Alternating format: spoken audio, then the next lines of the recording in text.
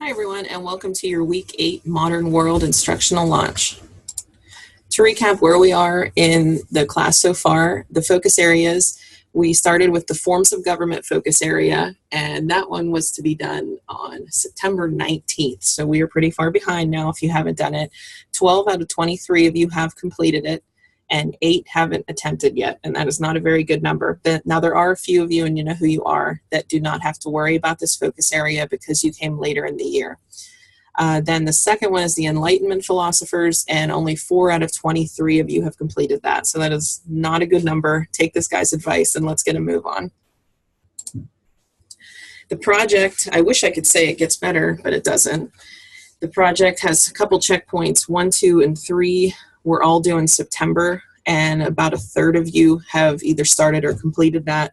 Checkpoint 4 was due last Tuesday, and 6 out of 23 of you have completed that. And the final product is due Tuesday the 10th. So this entire project is supposed to be due in the next couple days, and we have very few of you who have actually finished it. So just to remind you, the project is worth 70% of your grade. So all the projects in every course make up 70% of your final grade. So the question would be, can you pass your courses without attempting the projects? No, you can't. Oh, wow, this looks like a live look in at our class. It's quite a train wreck right now, so let's clean it up a little bit.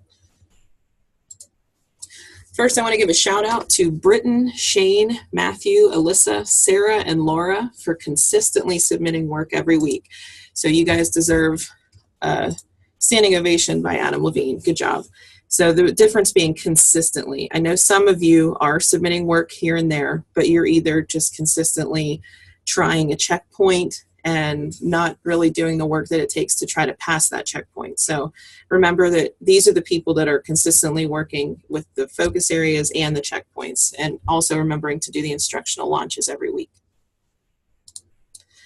Attendance, a reminder, in order to get perfect attendance each week, you need to complete the weekly instructional launches, which is the video you're listening to right now.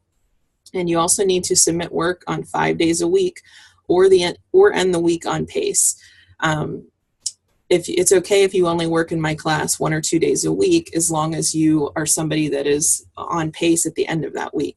If you're somebody who, and I do have a few of you, who only listen to this video and mark it as done, okay, that's great, but you're getting attendance for 1 day each week. You're marked absent 4 days a week if this is all you do. So in other words, you need to work. How can you show you're working? You can submit checkpoints for feedback. You can take diagnostic assessments. And remember, with the diagnostic assessments, there's no need to take those multiple times. Those are a pre-test to show you what you know and what you do not know.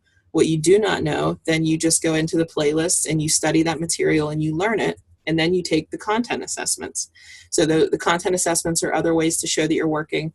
And also, we're talking about setting goals. So if your goals page still looks like this picture here and it's a blank slate, it's not good, and I guarantee you've been marked absent for a couple days every week. So you do not want to do that. If your goals page looks something more similar to this, where you're actually outlining what you're doing each day in each course and being detailed and saying that you're taking notes, you're studying your notes, you're preparing for this, then you can go ahead and dance like Ace Ventura. The last couple of weeks, we've started to go into more detail about the checkpoints because we are so far behind. I want to just give you a little bit more insight into what to do. So if you're somebody who has not done checkpoint 1 or 2, you might want to go back into the last couple weeks launches because we do discuss those in there. This week is the Pick an American secondary source analysis. So the first thing you would do is choose an American who tells the truth from the website. And the website that they give you is this one here, americanswhotellthetruth.org. You can pick anybody you want on here. There's a ton of people. So pick somebody that might interest you, or maybe somebody you don't know at all. So you're going to go in there, say I wanted Clyde Kennard. I would read about him. I would read his biography. Okay.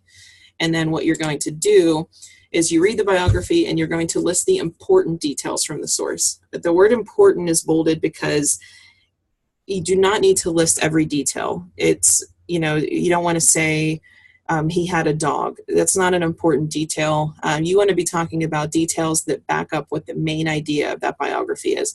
So think of it in terms of what did that person do that was so important in American history, because that's more than likely the main idea of that source. And then you want to go back and find important details that have to do with that main idea. You don't want to just be throwing out random, birth dates and moms' names and stuff like that. That's just not important. Also, some advice for the focus areas. Make sure you're reading the lesson objectives and writing down the key terms. So just to go into the summit real quick, let's go into, oops. So if I were to go into a focus area, this is the screen that you would see. You should be reading this description. It tells you by the time you finish this playlist, you should be able to, and then it outlines 4 or 5 things that you should be able to do by the time you're done. So right there is telling you what is going to be on the test, basically. And if you learn that through studying the playlist, then you're good to go and you should pass the content assessment. You should be taking notes on these key terms. These aren't here just for the heck of it. You need to write them down, look them up, listen for the definitions, and then you can basically have an open book test when it's time to review.